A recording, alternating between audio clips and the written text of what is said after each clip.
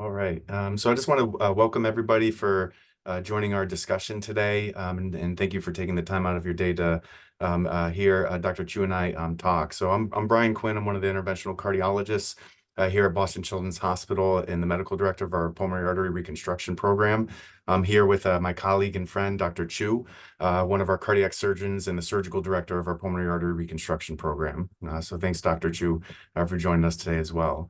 Today, we're going to be talking about a very rare and complex condition that many of the families are certainly aware about. But this is tetralogy of Fallot, and a unique aspect, a unique form of tetralogy of Fallot with pulmonary atresia and what's called major aortopulmonary collateral arteries, or what we often abbreviate as TET with MAPCAs.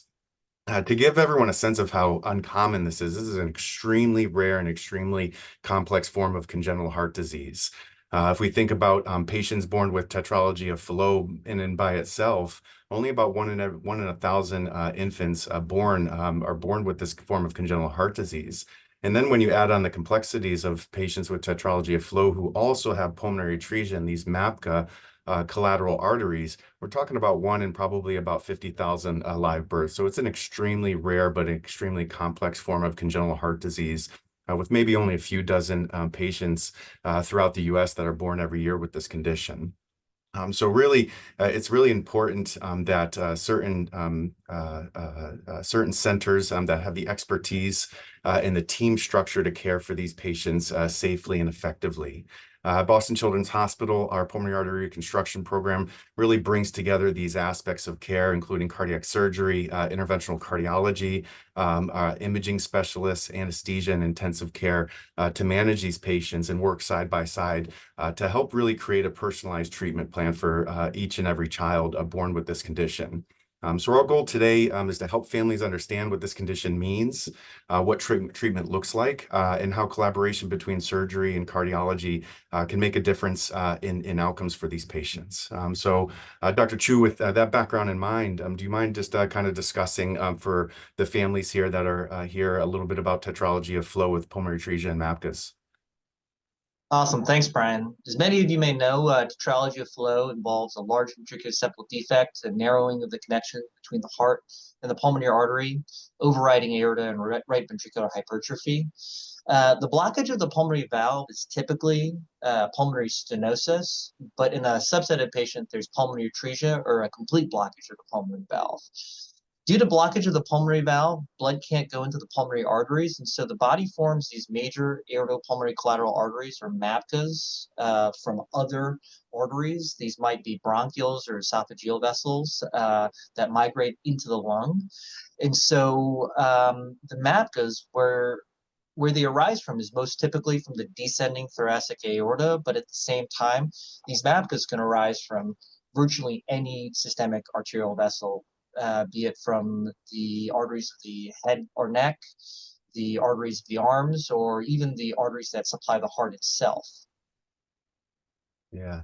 And Dr. Chu, would you agree that this is really truly an extreme aspect of tetralogy of Fallot, where normal patients with that just have tetralogy of Fallot at least have some normal blood supply to their pulmonary arteries, but patients with this kind of extreme form of tetralogy of Fallot, the arteries that form off the aorta, or these MAPCA arteries, are really what drives blood flow to the lungs, and that's what they're surviving on to get blood flow. Yeah, exactly. And so these MAPCAs constitute the vast majority of the blood flow that goes to the lungs.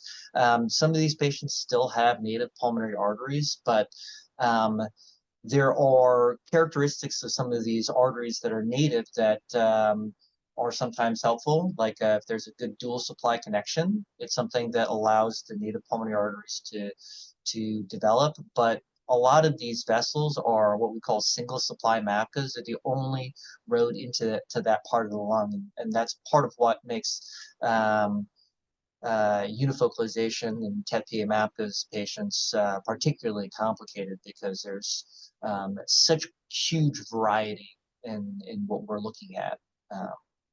Yeah. And it sounds like these MAPCA vessels obviously are useful, especially in the neonatal period, because they're giving a form of pulmonary blood flow. But it's also a problem. Can you kind of discuss how the MAPCAs themselves are an actual problem in this physiology?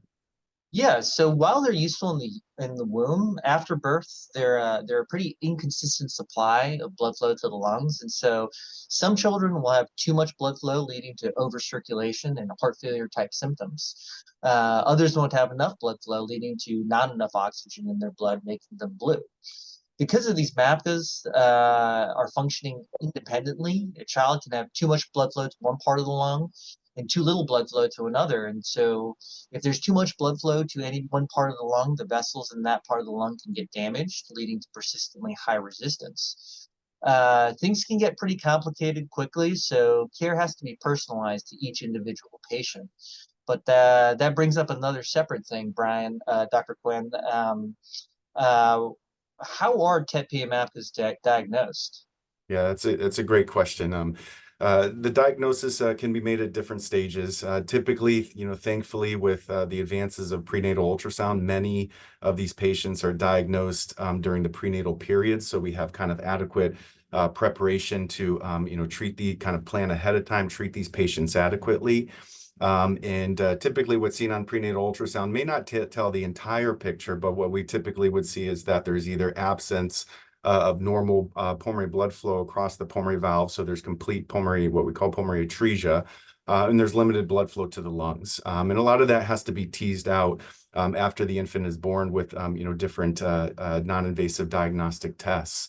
In a small subset of patients who are not diagnosed prenatally, typically those patients are identified shortly after delivery, as many of these patients, as you know, are born cyanotic or have low oxygen saturation levels. So typically that would be picked up during just kind of routine postnatal screening in the nursery so that we can adequately treat these patients.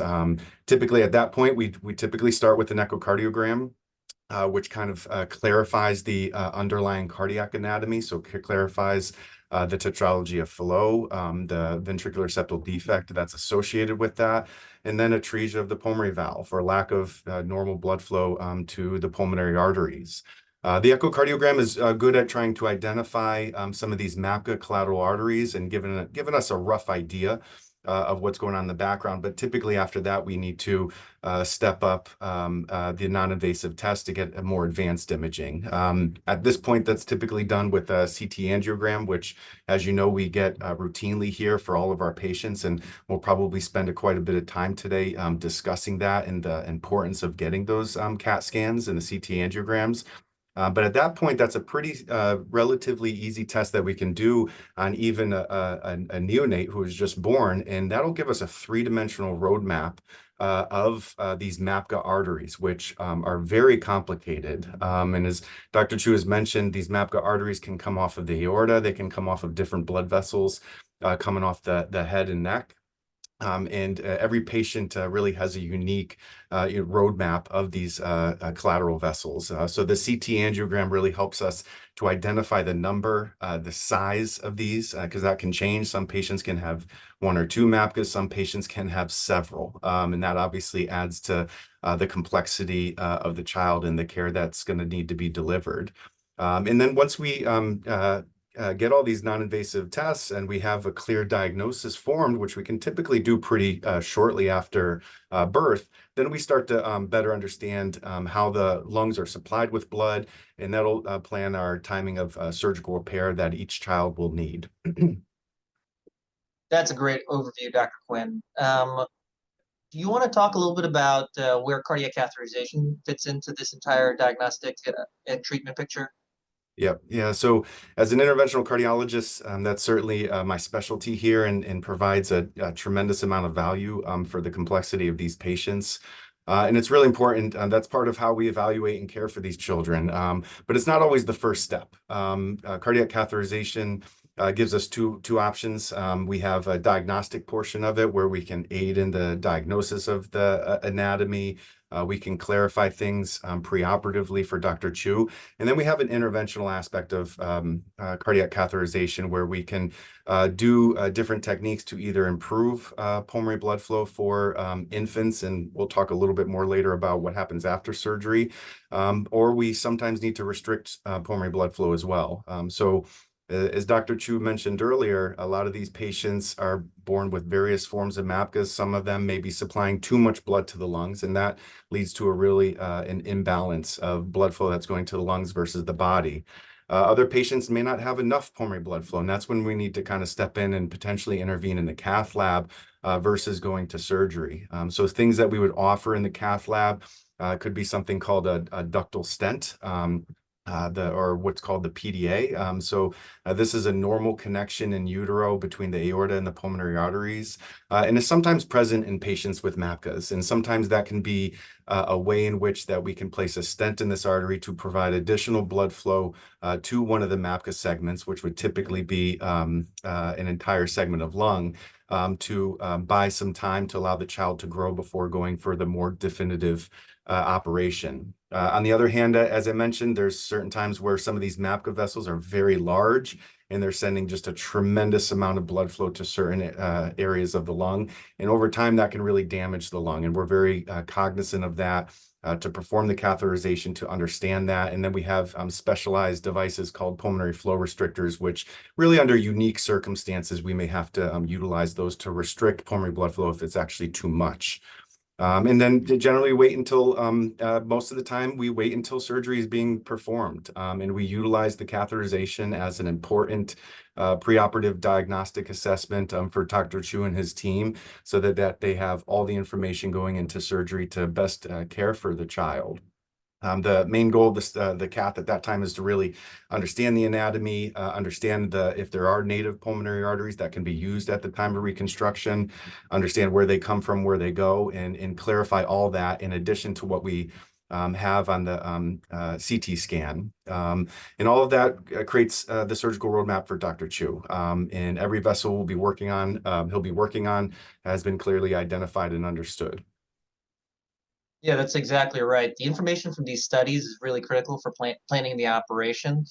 Uh, from the CT angiogram, we get a 3D segmentation model, which helps us to understand the relationship of these vessels to the airway and the esophagus. But on top of that, the cardiac catheterization gives us a lot of the detail for the presence of peripheral pulmonary artery stenosis and also the presence or absence of these dual supply connections. And that's an incredibly important part of the planning process because some of these vessels may not need to be unifocalized, while other ones, it's not just bringing the vessel in, but a more extensive augmentation that's necessary.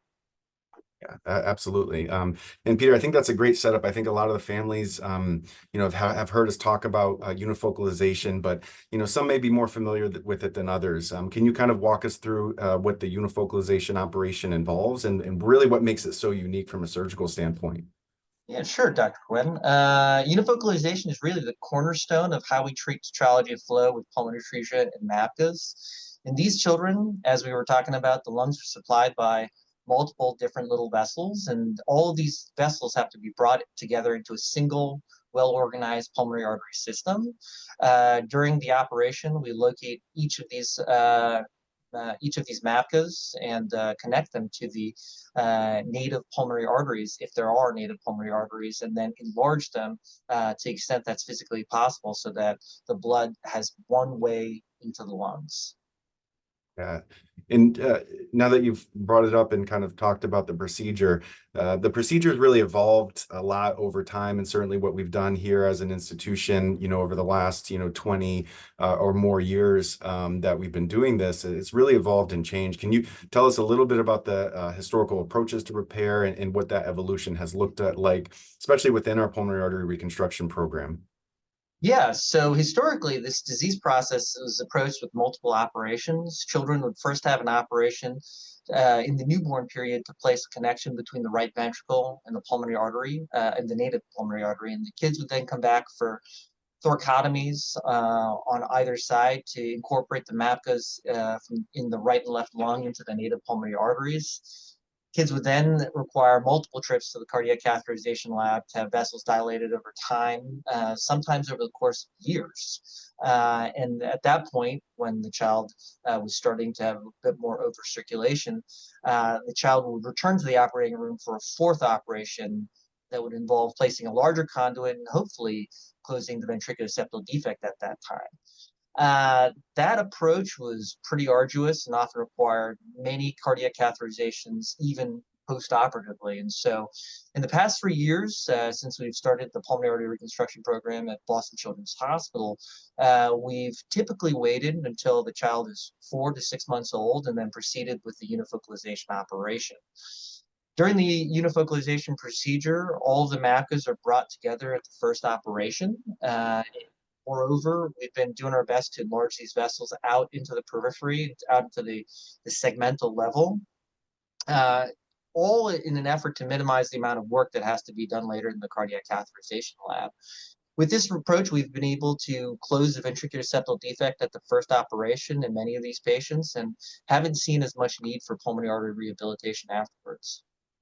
Yeah, that's a great explanation, Peter. It really kind of shows how individualized this process is, especially once establishing the pulmonary artery reconstruction program and the multidisciplinary approach that we take to these patients, and really the individualized care, because truly each one of these patients, no two patients have the same anatomy. We've seen several patients now.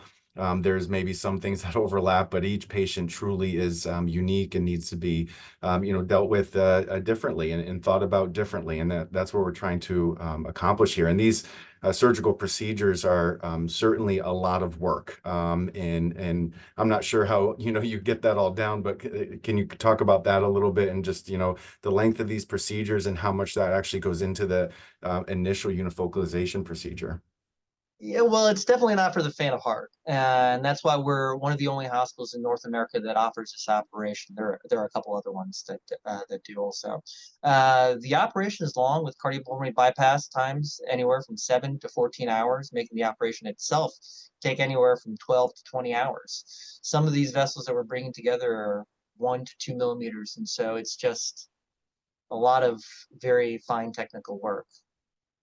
Yeah, that's right. These vessels, some of them are extremely small. So really dealing with these delicate arteries and reconstructing them, just tremendous effort on your part, and the entire cardiac surgical team that is involved in these patients. And when we talk about VSD closure, in the past, we used to do multiple cardiac catheterizations to really identify whether or not a VSD can be closed in these patients. And that's really an important hurdle that a lot of families want to, overcome. And we try to get that done, obviously, during the first unifocalization procedure. But can you tell us exactly what you take into consideration and what you determine to make that determination as to whether or not to close the VSD during that first unifocalization procedure? That's a great question. So I was a trainee at Stanford under Dr. Frank Hanley, who invented the operation, and also Mike Ma and Liz Martin. I learned about not just the technique for unifocalization, but also about the intraoperative flow study. So after meticulously bringing in all of these vessels, we take the pulmonary arteries out for a test drive, essentially, and push blood flow through the lungs with our heart-lung machine and measure the pressure inside the confluence. If the pressure is less than 25 millimeters of mercury, then it's safe to close the VSD. Otherwise, we have to leave it open. And there are a few different strategies for palliation. Our personal Boston Children's Hospital approach is to place a restrictive conduit between the right ventricle and the pulmonary artery using a combination of a Gore-Tex tube and a valve from a donor femoral vein. This is because subsequently, if we can't close the VSD at that initial operation, the child needs to go for pulmonary artery rehabilitation before we can subsequently close the VSD, which kind of brings us around to the pulmonary artery rehabilitation question, which is perhaps something you can fill us in on, Dr. Quinn. Yeah, absolutely. And this is really, I think, where cardiac catheterization becomes an important aspect of the care of these children, and especially for the children who can't have their VSD closed at the first operation. The focus then starts to shift as to what we can do to rehabilitate the pulmonary arteries in the catheterization lab to make them adequate for future VSD closure. And really the main reason that Dr. Chu would leave the VSD open during the initial operation is if we've determined that the pulmonary arteries are just too small to handle a full amount of blood flow that's returning back from the heart. So therefore, the VSD needs to be open at that time. And it can't yet maintain that cardiac output through those pulmonary arteries. Issues such as that, if we did close the VSD, that could lead to high pressures and strain on the heart, which we're obviously trying to avoid. So pulmonary artery rehabilitation in the cath lab is the next step in that process where we help those vessels grow. And we do that through a series of, either one or sometimes multiple cardiac catheterizations as necessary to balance blood flow between the lungs, improve the efficiency of the circulation, in preparation for the next surgical step, which is typically going to be VSD closure at that time, and conduit change to make a more suitable conduit to connect the right ventricle to the newly reconstructed pulmonary arteries. We also, at that time, will also do different tests to understand blood perfusion. We'll do tests such as lung perfusion scan before the catheterization. That helps me to determine areas in the lung that may be inadequately perfused. So kind of focus our attention in the cardiac catheterization lab on those vessels to improve blood flow to different segments of lungs. So we're still at this time utilizing other non-invasive tests such as lung scan and even CT scans as necessary to help us identify which areas in the lung are either underdeveloped or underperfused. And each patient's anatomy is obviously very unique during this circumstance. And then through the catheterization, we also get a lot of additional information that's going to help guide Dr. Chu in that next stage in surgery. We're going to measure pressures. We're going to check pressures through the pulmonary arteries to identify, which vessels are getting better perfused. We're going to measure oxygen saturation so we can determine how much blood flow is going to the lungs. That's going to tell us, how far along we've come in pulmonary artery rehabilitation. More blood flow with lower pressures is better. That's what we're looking for going into that next stage in the operation.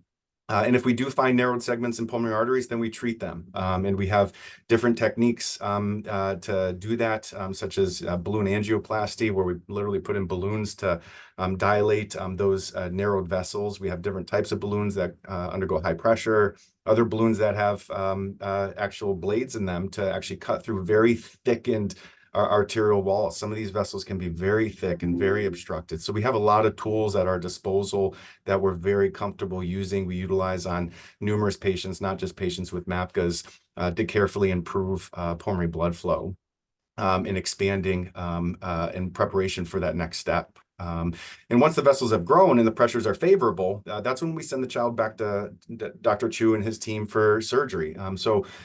Peter, do you mind just kind of telling us what that second operation looks like for those patients who maybe didn't have their VSD closed during their initial unifocalization?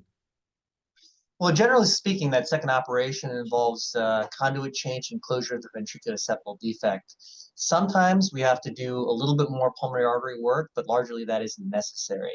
That's primarily the heavy lifting that was done at the first operation. We can't say the same about all reoperations, though. We're frequently doing second opinions and looking at these patients who had previously been turned down for surgery by other facilities. Brian, are there similarities or differences on how we work those patients up compared to like primary patients?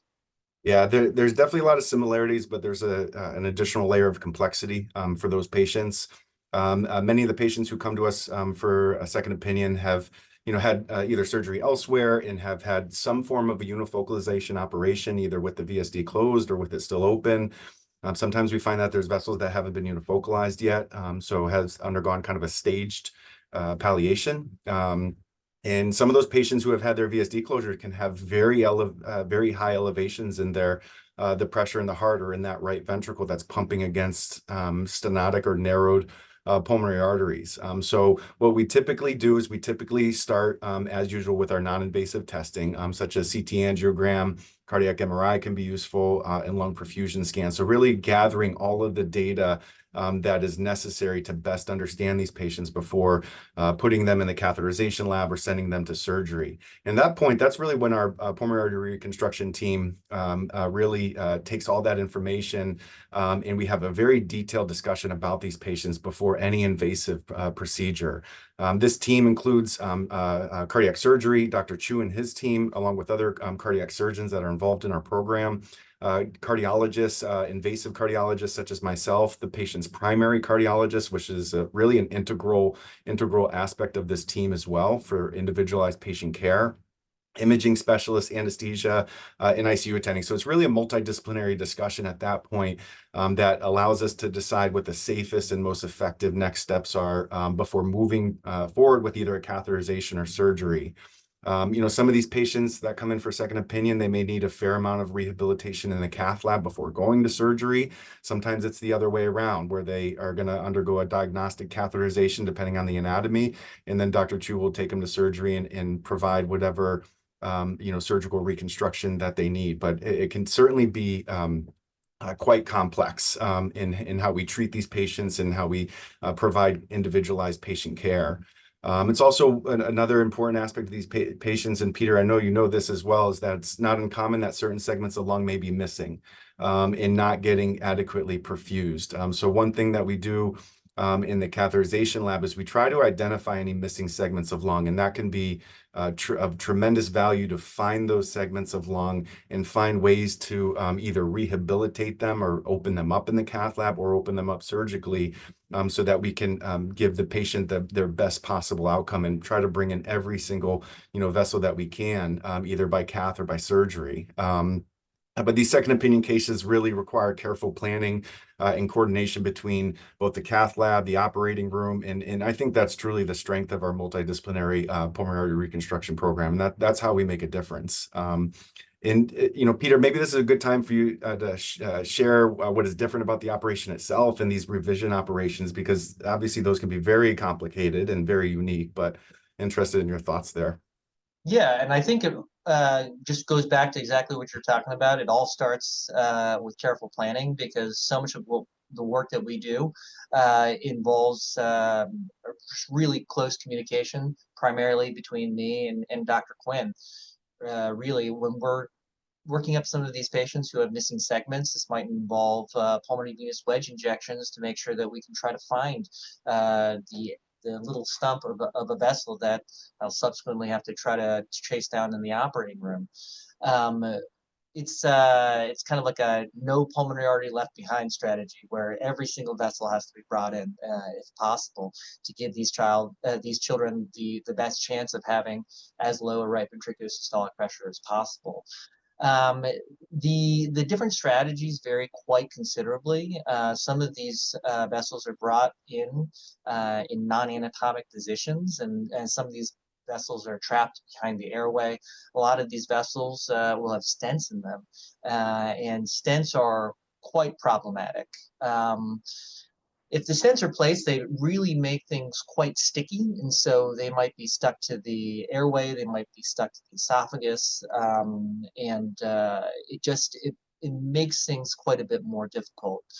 But at the same time, you do have to deal with the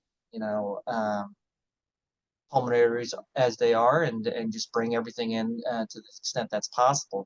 Some of these revision operations can end up taking even longer than the primary operations, and this is an arduous task really for the entire team, but it's what really needs to be done, and this is where we really lean on the strength of the institution with our anesthesiologists, our respiratory therapists, and our incredible ICU team, really across the board, nursing, RT, and ICU.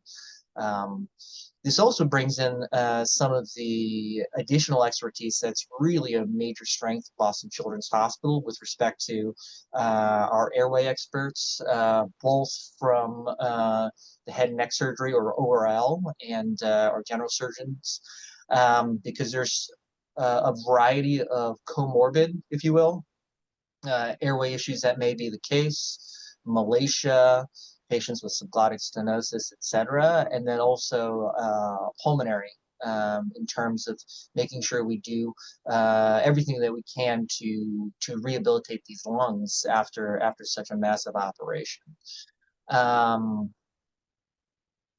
Yeah, I think. Do you have anything else about why you think what do you think makes our team particularly special?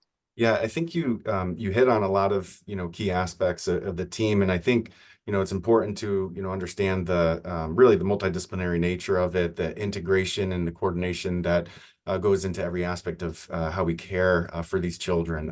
It's not just Dr. Chu and myself thinking about these patients. It's really a team, and then from there we build on the team based on the patient's needs. Do they need an airway evaluation, a pulmonologist, an ENT specialist. There's a lot of other aspects of care that need to be brought in and shared and discussed for each one of these patients, for sure.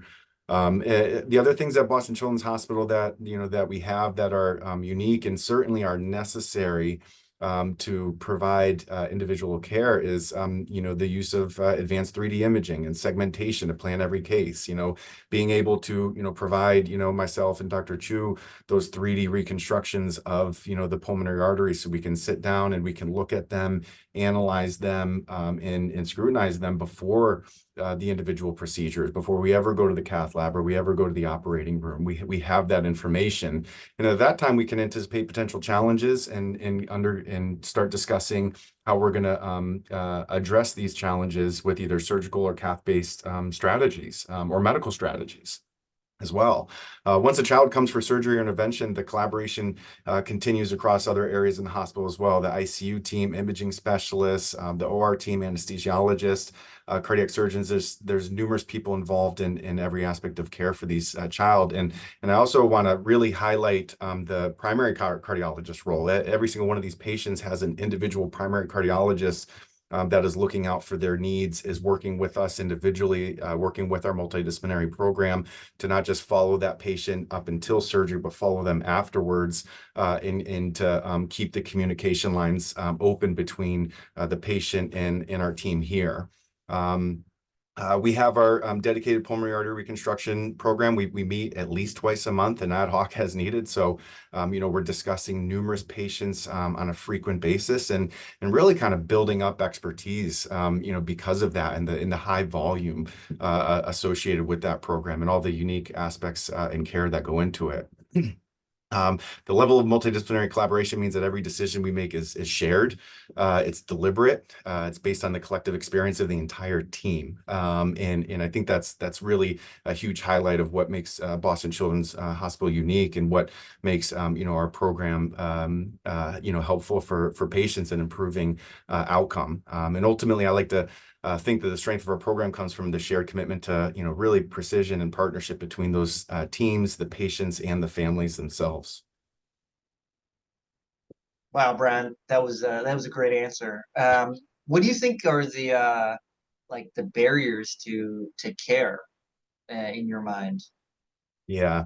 I think the barriers to care, moving forward are, dealing with the complexities of each individual patient, and in making sure that, we have all teams, involved, for their care. I mean, these are very complex patients. Each one of them have very unique circumstances, unique comorbidities, genetic syndromes, difficulty in management and not necessarily a barrier to care, but really, providing that, specialized, care for those patients is what we need to do. And we need to, go out, we need to find those patients who are out there and, maybe living with either not fully unifocalized pulmonary arteries, and trying to outreach to them and find those patients that, maybe have not been given an opportunity elsewhere to either reconstruct their pulmonary arteries or have the adequate care that somewhere like Boston Children's Hospital can deliver. And I think that's probably a huge issue, trying to find those patients who may be fine, but obviously their quality of life is being impacted. I think that's probably a huge issue. I totally agree, and we've definitely taken care of many patients who were told by other institutions that there's nothing that they could do, that they're turned down for surgery for multiple times, and then some of these patients are even put on hospice because their primary team has really just thrown up their hands and said that there's nothing else that might be feasible. And so, in my mind, the biggest thing is just getting people to understand that maybe there is another option Maybe there is still something that we can do, be it in the cath lab or in the operating room or both. Taking on these difficult cases is kind of our overall goal. That's like that should be on the masthead. Right. Yeah, no, I completely agree. It's not just treating the the newborns that come through with Tetralogy of Fallot and MAPCAs, but it's finding those other patients that maybe haven't been given another opportunity or other options, and giving them the opportunity for improved quality of life with whatever they're dealing with. Yeah, so we did have a couple audience questions that were sent in. So, are there any reported cases of living adults that have had this condition and a successful unifocalization? In short, yes. So there are many patients who have gotten a variety of different types of operation for the unifocalization that have lived into adulthood. A lot of this more comprehensive approach, this more extensive approach, um, has a little bit less of a history, especially at Boston Children's Hospital, and so the long-term results aren't as well documented, at least at this facility. But most importantly, what we're seeing is that the right ventricular systolic pressures are considerably lower. The group at Stanford has published their results. They have 20 years of patients, and they've had excellent results with patients living for quite a long time. We're one of the first institutions to really start replicating their results in the literature, and so I think that there's a lot of advantages to being at an institution where you have such access to such wonderful resources. Yeah, absolutely. That's a great point, Peter. And certainly, both surgery and catheterization techniques for these patients have evolved tremendously over time. And because of that, it's difficult to understand the long-term outcomes. Comparing somebody who had surgery 20, 25 years ago for this is much different than the patient who was born today in this kind of new era of approach and techniques. We have another question um, that is, how do genetic abnormalities, for example, 22q11, influence the surgical approach and patient outcomes? Well, I'll start by talking about the surgical side. From a surgery standpoint, it doesn't fundamentally change what we do. We find the vessels, we bring them in, and reconstruct them to the extent that's possible. It largely has a role more in the ICU, and then also as part of the chronic care. As many of you guys may know, with DiGeorge syndrome, there's issues with hypocalcemia, but beyond that, um, a lot of these patients will have feeding concerns and may or may not require a G tube or a GJ tube. And then there are commensurate or at least comorbid airway concerns, including cleft palate, subglottic stenosis, and laryngeal webs. Fortunately, we have an absolutely phenomenal ORL team who helps us out with a lot of these cases. And this is all on top of the fact that there are existing concerns about malacia when it comes to TET-PA MAPCAs. And then finally, a lot of the patients with DiGeorge or 22q11 will have developmental delay. So there's a lot of work to be done with early intervention, among other outpatient programs. Yeah, it's a great point, Peter. Absolutely. These patients obviously come with their unique subset of comorbidities, other conditions, in addition to their congenital heart disease, and having the subspecialist to help us in that care is huge. We do have another question, which is if a fully repaired Tetralogy of Fallot pulmonary atresia with MAPCAs has not developed pulmonary hypertension for at least 5 years after unifocalization, what are the chances of developing pulmonary hypertension hypertension later on? That's a great question. I'm happy to take this one. In patients, one thing with pulmonary hypertension, for those maybe not familiar with it, that's when you develop kind of more microvascular disease of the pulmonary bed, and the resistance to blood flow in the lung itself is very high, and that can lead to very high pressures. Typically, a patient who has undergone a successful unifocalization procedure with an open and relatively well-balanced pulmonary artery bed, that's important, with low pressures, the likelihood of them developing long-term pulmonary hypertension is quite low.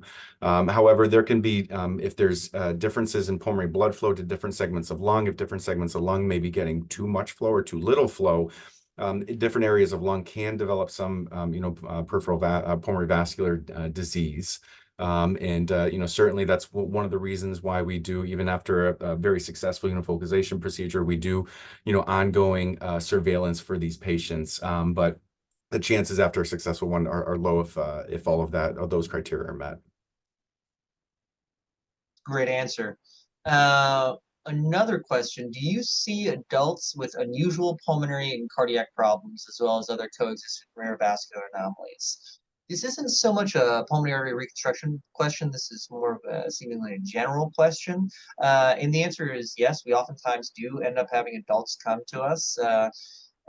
These are the so-called adult congenital heart disease patients, and we are frequently dealing with patients with quite unusual pulmonary arterial, pulmonary vascular, and also vascular issues, though the exact nature of these, including things such as like bilateral subclavian stenosis or Fulman syndrome, the exact team that addresses that may vary a bit. And so I think I can't give the question submitter an exact answer on what specialists would see that, but we do see adults quite frequently, especially the ACHD population.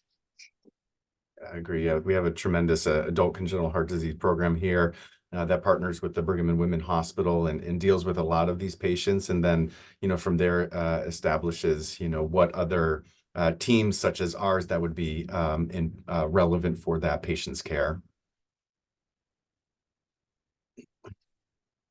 And Peter, I think that, kind of brings up another thing too, that, we talked a lot today about, patients with MAPCAs and Tetralogy of Fallot, but, part of the pulmonary artery reconstruction program is also to extrapolate some of that knowledge to, other forms of congenital heart disease who have, issues with pulmonary arteries, whether or not that's, acquired problems, such as a patient who had something called transposition of the great arteries and has acquired development of obstruction of the pulmonary arteries. We treat a lot of those patients as part of our program. And then we talked a little bit about genetic syndromes such as DeGeorge, but there's other genetic syndromes that have very complicated pulmonary artery conditions such as Williams syndrome and Alagille syndrome that really require our care, and it's not uncommon that get similar reconstructions in the OR with Dr. Chu and his team. So there's definitely a breadth of pulmonary artery issues out there that we definitely address. Absolutely, and beyond that, even there's the entire field of single ventricle that maybe we definitely don't have enough time to talk about that because that's a huge thing. But there is a large swath of patients with single ventricle palliation, bidirectional Glenn's, and Fontans who have extensive pulmonary artery disease that they're just out there with unbalanced perfusion to the lungs, and maybe there's an opportunity to provide them some care to improve their quality of life. Yeah, no, I completely agree. Do we hit all the questions? I think that's all we got for the viewer submitted questions. So awesome. Well, I just want to thank everybody for joining our discussion today. I hope it was valuable for each one of you. Certainly, if anybody has any additional questions and have any the time to put it down for us, we'd be happy to address that. We have our contact team here to address any questions. You can check out our website as well for any kind of pulmonary artery reconstruction needs, whether or not it's MAPCAs or something else, we're happy to look into that and provide care. Great. Thanks so much, Dr. Quinn. And thanks everybody for joining.